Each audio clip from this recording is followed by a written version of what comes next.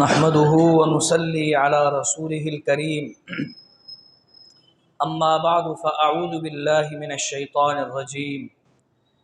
ربنا لا تزغ قلوبنا بعد إذ هديتنا وهب لنا من لدنك رحمة إنك أنت الوهاب ربنا إنك جامع الناس ليوم لا ريب فيه إن الله لا يخلف الميعاد۔ ہر قسم کی حمد و ثنا اللہ رب العالمین کے لیے ہے، اور درود و سلام ہو امام الاولین والآخرین خاتم النبیین جناب محمد الرسول اللہ صلی اللہ علیہ وسلم کی ذات اقدس پر۔ قرآن کریم کی سورت آل عمران سے ایک دعا جو بڑی ہی مقبول دعا ہے اس کا کچھ ذکر ہوگا۔ اس دعا کو ذکر کرنے سے پہلے تھوڑا سا اگر ہم بیک گراؤنڈ سمجھ لیں اس کا کہ یہ دعا اس کو اللہ تعالیٰ نے کس پیرائے میں ذکر کیا ہے۔ اس دعا سے پہلے سورت آل عمران کی ابتدا ہوتی ہے، اور سورت آل عمران کی ابتدا بھی سورہ بقرہ کی طرح الف لام میم سے ہوتی ہے، اور پھر اس کے بعد اللہ تعالیٰ نے توریت کا، انجیل کا، قرآن کریم کا ذکر کرتے ہوئے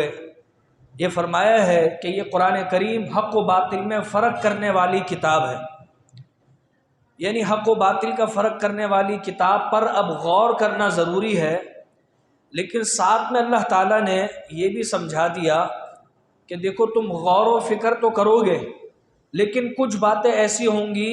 جو اللہ کے علاوہ کوئی نہیں جانتا۔ بہت سی باتیں تمہیں قرآن کریم کی سمجھ آئیں گی، اور بہت سی باتیں ممکن ہیں ایسی ہوں جو تمہاری عقل میں نہ آئے۔ ہم روزمرہ دیکھتے ہیں کہ بچپن میں ہمیں قرآن کی کتنی باتیں سمجھ آتی تھی، تھوڑے بڑے ہوئے اور کسی سے درس میں سن لیا اور کچھ پڑھ لیا، اور بڑھتے جاتے ہیں، نالج بڑھتی جاتی ہے، لیکن جتنا بھی انسان کے پاس علم آ جائے وہ ظاہر اللہ کے علم کے مقابلے میں تو نہیں ہو سکتا۔ تو اس لیے اللہ تعالیٰ نے یہ بات سمجھا دی کہ وَفَوْقَ كُلِّ ذِي عِلْمٍ عَلِيمٍ وَاللَّهُ يَعْلَمُ وَأَنْتُمْ لَا تَعْلَمُونَ۔ یہ بات یاد رکھنا کہ ہر علم رکھنے والے سے اوپر ایک علم رکھنے والا ہوتا ہے، اور سب سے اوپر اللہ کی ذات ہے جس کا علم سب سے زیادہ وسیع ہے، یعنی اس کا علم اور ہمارا علم ایسا ہے کہ اللہ فرماتا ہے وَاللَّهُ يَعْلَمُ وَأَنْتُمْ لَا تَعْلَمُونَ۔ اللہ سب کو جانتا ہے، تم جتنے بھی بڑے علم والے ہو جاؤ ایسا ہی ہے گویا تم جانتے ہی نہیں ہو۔ تو اللہ تعالیٰ نے اس سورہ مبارکہ کی ابتدا میں یہ سمجھا دیا کہ اس قرآن کریم پر غور کرنا ہے، کیونکہ اس قرآن کریم میں بہت سی باتیں ایسی ہیں جن کے بارے میں اللہ فرماتا ہے هُوَ الَّذِي أَنزَلَ عَلَيْكَ الْكِتَابَ مِنْهُ آيَاتٌ مُحْكَمَاتٌ۔ یہ ایسا قرآن نازل ہوا ہے کہ جس میں بہت سی آیات محکمات ہیں، بالکل کلیئر اور واضح ہیں، جو ہر پڑھنے اور سننے والے کو سمجھ میں آ جائیں گی۔ لیکن وہیں پر فرمایا ہن ام الکتاب واخر متشابہات، لیکن کچھ کتابیں ایسی ہوں گی، کچھ باتیں ایسی ہوں گی جو متشابہات میں سے ہیں، یعنی وہ باتیں بظاہر انسان کی عقل اور اس کی فہم میں نہیں آئیں گی۔ اس کی مثالیں بہت ساری ہیں، سورہ الف لام میم، الف لام را، اس کا کیا مطلب ہے کوئی نہیں جانتا، اللہ کے علم میں یہ متشابہات ہیں۔ تو اب جو شخص ان متشابہات میں پڑھے گا اور محکمات کو چھوڑ دے گا تو یقینی طور پر وہ گمراہ ہو جائے گا، کیونکہ متشابہات میں پڑھنے سے اس کے دماغ میں دو باتیں پیدا ہوتی ہیں۔ ایک تو یہ ہے کہ وابتغاء الفتنة وابتغاء تأویلہ، جن کے دل ٹیڑے ہو جاتے ہیں، یعنی وہ متشابہات میں پڑ جاتے ہیں، بال کی کھال اتارنی ہے انہوں نے، تو ایک تو وہ فساد پھیلانے کا سبب بن جاتے ہیں، اور دوسرا وابتغاء تأویلہ، وہ قرآن کی مختلف غلط تعویلیں شروع کر دیتے ہیں۔ ظاہر ہے ایک انسان کے پاس اتنی نالج نہ ہو، لیکن وہ خامہ خواہ کا وہ بنا ہو کہ میں بہت بڑا عالم ہوں، تو وہ غلط مسئلے ڈسکس کرنا شروع کر دیتا ہے، تو جب وہ غلط تعویل کرتا ہے تو ظاہر ہے کہ وہ گناہگار بن جاتا ہے، وہ گمراہی کی طرف چلا جاتا ہے۔ تو جو لوگ محکمات کو چھوڑ کر، واضح احکامات کو چھوڑ کر، مثلا قرآن کریم میں اقیم الصلاۃ ہے، نماز پڑھو، زکوٰۃ دو، حج کرو، سچ بولو، یہ ساری باتیں کلیئر ہے، بالکل یہ محکمات ہیں۔ لیکن کچھ باتیں ایسی ہیں، جیسے میں نے مثال دی، حروف مقطعات ہیں۔ اگرچہ حروف مقطعات وہ نورانی قاعدہ پڑھنے والا بھی جانتا ہے بچہ، حامیم عین سین قاف الف لام میم، اس کو شروع میں قاعدے میں ہی پڑھائی جاتی ہے، لیکن اس کی حکمت، اس کا مفہوم، اس کا معنی وہ بڑے ہوتے تک کوئی نہیں جانتا، وہ اللہ کے علم میں ہے۔ تو ان متشابہات کے پیچھے لگنے سے یا تو انسان فسادی بن جاتا ہے۔ آپ دیکھ رہے ہیں سوشل میڈیا پر کیا کیا نئے جب سے سوشل میڈیا آیا ہے نئے نئے مسائل آتے جا رہے ہیں، بال کی کھال لوگ اتار رہے ہیں۔ کن مسائل میں پڑ گئے کہ اصحاب کہف کے جو غار میں تھے، وہ جو کہف والے غار والے لوگ تھے جن کا تذکرہ سورہ کہف میں ہے، ان کی تعداد کتنی تھی، جبکہ اللہ تعالیٰ نے قرآن کریم میں نہیں بتائی، وہ بس اتنا بتا دیا کہ غار والوں کا ایک تذکرہ ہے، غار والے کچھ نوجوان تھے، ہمیں وہیں تک رہنا ہے۔ لیکن لوگ تعداد کے پیچھے پڑ گئے کہ اتنی تعداد تھی، کوئی کہتا ہے اتنی تعداد تھی، وغیرہ ذالک۔ تو یہ متشابہات میں پڑھنے کی ضرورت نہیں ہے۔ تو اللہ تعالیٰ ان باتوں کو سمجھانے کے بعد یہ سمجھا رہا ہے کہ وما یعلم تاویلہ الا اللہ۔ دیکھنا اگر کوئی متشابہات سمجھ میں نہ آئے تو یہ نہ کہنا جس طرح کچھ لوگ قرآن کریم کی مثالیں سن کر کہتے ہیں کہ بھئی ماذا اراد اللہ بہذا مسئلہ، او بھائی اس میں تو مچھر کی مثالیں ہیں، ان مثالوں کو دے کر اللہ کا کیا ارادہ ہے، کیا سمجھانا چاہتا ہے اللہ تعالیٰ؟ تو اگر اس کو وہ حکمت سمجھ میں نہیں آ رہی تو اعتراض کرنے کی ضرورت نہیں ہے۔ جب تک سمجھ میں نہیں آ رہی، والراسخون فی العلم یقولون آمنا بہ، اللہ تعالیٰ فرماتا ہے کچھ لوگوں کو یہ باتیں سمجھ میں نہیں آئیں گی حتیٰ کہ وہ بڑے بڑے عالم ہوں گے۔ راسخ فی العلم مانا علم میں ڈوبے ہوئے لوگ،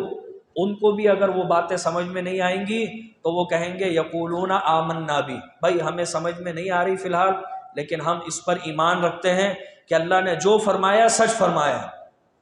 جو باتیں قیامت کے حوالے سے اللہ نے بتا دی ہم نے ابھی نہیں دیکھی، متشابہات ہیں وہ، ابھی تک وہ ہمارے سامنے رونما نہیں ہوئی، ہمارا اس پر ایمان ہے۔ ہم یہ نہیں کہ جب تک آنکھ سے نہیں دیکھیں گے اس وقت تک نہیں مانیں گے۔ یقولون آمنا بہ، وہ راسخون فی العلم بھی، علم میں ڈوبے ہوئے لوگ بھی یہ کہتے ہیں کہ ہم اس پر ایمان لاتے ہیں۔ کل من عند ربنا، اس قرآن کی ساری باتیں اللہ کی طرف سے ہیں۔ وما یذکر الا اولو الالباب، اللہ تعالیٰ فرماتا ہے اس سے نصیحت وہ لوگ حاصل کریں گے جن کے پاس عقل ہوگی۔ تو ہم نے تو بہت ساری جگہوں پر یہ کہتے ہوئے سنا ہے کہ جی دین میں عقل کو دخل نہ دو، عقل سے کام نہ لو، بس جو آ گیا اس کو مانو۔ تو اللہ فرماتا ہے عقل والے ان باتوں کو سمجھیں گے، بے وقوفوں کی یہ باتیں سمجھ میں نہیں آئیں گی۔ بے وقوف تو متشابہات کے پیچھے ہی لگ جائیں گے، جو عقل والے ہوں گے وہ ان کی مثالوں کو سمجھیں گے۔ اس تذکرے کے اندر اللہ تعالیٰ نے ایک اور باریک بات بتائی ہے، فرمایا قرآن تو ایسی چیز ہے نا جو ظاہر ہے، اس میں متشابہات سمجھ میں نہیں آئیں گے تو تمہاری کم علمی ہے، لیکن اس کا یہ مطلب نہیں ہوگا کہ نعوذ باللہ وہ بات اللہ کے علم میں بھی نہیں تھی، کیونکہ بہت سارے لوگ یہ کہہ سکتے ہیں کہ بھئی بیان کرنے والے کو بھی یہ پتہ تھا یا نہیں۔ بہت دہری قسم کے لوگ یا ایسے لوگ جو قرآن کریم کے منکر ہیں وہ یہ اعتراضات کر سکتے ہیں۔ تو اللہ نے بڑی باریک بینی سے ایک مثال دی ہے انہی آیات میں۔ اللہ فرماتا ہے هو الذی یصورکم فی الارحام کیف یشاء لا الہ الا هو العزیز الحکیم، وہی اللہ ہے جس نے تمہاری صورتیں تمہاری ماؤں کے رحم میں بنائی ہیں، تمہاری شکلیں۔ تو جس کو رحم میں چھپے ہوئے بچے کی شکل کا معلوم ہو اس کو قرآن کے ہر ظاہر اور باطن کا پتہ ہوتا ہے۔ تو یہ بڑی باریک مثال اللہ تعالیٰ نے دے دی۔ اب جب ایک انسان اس قرآن کو پڑھتا ہے ہدایت لینے کے لیے، رہنمائی لینے کے لیے، تو پھر وہ اللہ سے یہ دعا کرتا ہے ربنا لا تزغ قلوبنا، اے اللہ یہ قرآن پڑھ رہا ہوں یہ اپنی بڑائی جتانے کے لیے نہیں بلکہ ہدایت کے لیے پڑھ رہا ہوں، اگر اس میں کہیں ٹیڑھ پن آ جائے تو مجھے سیدھا کر دینا، سیدھا سیدھا چلانا، لا تزغ قلوبنا، حتیٰ کہ مجھے عملی طور پر بھی سیدھا رکھنا اور میری سوچ اور فکر کو بھی سیدھا رکھنا، لا تزغ قلوبنا، اس لیے کہ انسان کی سوچ دل و دماغ سے ہوتی ہے، دماغ تک خون پہنچاتا ہے دل، اور پھر دماغ کام کرتا ہے تو انسان کے دماغ میں سوچ پیدا ہوتی ہے۔ تو اللہ تعالیٰ سے دعا کرتا ہے اللہ ہمارے دل میں بھی ٹیڑھ پن نہ بنانا، بعد اذ ہدیتنا، ہدایت دینے کے بعد۔ اور آگے بڑی پیاری دعا کرتا ہے ایک مومن بندہ، وَهَبْ لَنَا مِن لَدُنْكَ رَحْمَةً، اے اللہ تعالیٰ مجھے اپنی طرف سے رحمتیں عطا فرما۔ ہب لنا یہ وہاب سے نکلا ہے، انکا انت الوہاب آگے ہے دعا کے اندر کہ تو ہی وہاب ہے۔ وہاب کا معنی ہوتا ہے بن مانگے دینے والا، اور ہبہ کہتے ہیں گفٹ کو، یعنی وہ رب ایسا ہے جو اپنے نیک بندوں کو بن مانگے گفٹ دیتا رہتا ہے۔ گفٹ کیا ہے؟ عبادت کی توفیق دے دی۔ کتنے لوگوں نے شاید مانگی بھی نہیں ہوگی، لیکن اللہ نے اس کو یہ گفٹ دیا کہ وہ تراویح کے لیے آتا ہے، وہ درس کے لیے آتا ہے، وہ نماز کے لیے آتا ہے، وہ سچ بولتا ہے، وہ لوگوں کی مدد کرتا ہے۔ یہ ساری توفیقات اللہ کی طرف سے گفٹ ہیں، اور یہ بن مانگے اللہ تعالیٰ دیتا ہے۔ مانگے تو بڑی اچھی بات ہے، لیکن اس کی خاص صفت ہے الوہاب، بن مانگے بار بار گفٹ دیتے رہنا۔ ہم میں سے کتنے لوگ ہیں روزانہ اپنی صحت کا سوال نہیں کرتے کہ اللہ صحت عافیت دے دے، کبھی یاد آ گیا تو کر لیتے، لیکن اللہ تعالیٰ ہر لمحہ ہمیں صحت عافیت دیتا جا رہا ہے، دیتا جا رہا ہے، یہ رب کا تحفہ ہے۔ اور بہت سارے تحفے ہم غور کریں اپنی زندگیوں پر۔ ربنا انکا جامع الناس لیوم لا ریب فیہ، اے ہمارے رب تو ہی لوگوں کو اس دن جمع فرمائے گا جس دن کے آنے میں کوئی شک نہیں ہے۔ یعنی جب قرآن کریم ہدایت کے لیے کوئی بندہ پڑھتا ہے تو اس کے دل میں آخرت کا عقیدہ مضبوط ہوتا ہے، اس لیے وہ اپنی دعا میں کہتا ہے اے اللہ تعالیٰ اس آخرت کے دن کے آنے میں کوئی شک و شبہ نہیں ہے، تو اس دن سب کو جمع کر دے گا۔ ان اللہ لا یخلف المیعاد، اس لیے کہ بے شک اللہ تعالیٰ حکم عدولی اپنے وعدے کی خلاف ورزی نہیں فرماتا، اس کا جو وعدہ ہے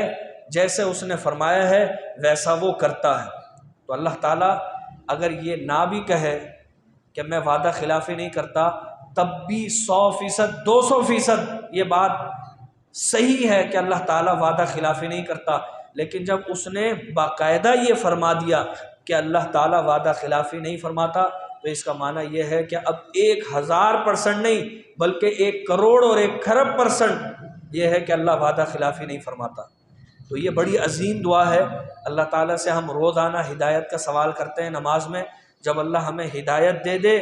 رہنمائی عطا فرما دے، تو اللہ سے دعا کرنی چاہیے ربنا لا تزغ قلوبنا، اے اللہ اب اس ہدایت سے ہمارے دلوں کو ٹیڑھا نہ مت فرمانا۔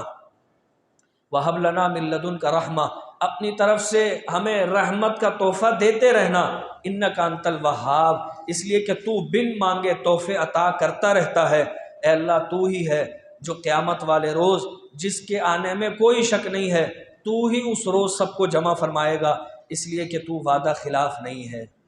اللہ تعالی ہمیں قرآن کریم کی سمجھ دے۔ وآخر دعوانا ان الحمد للہ رب العالمین۔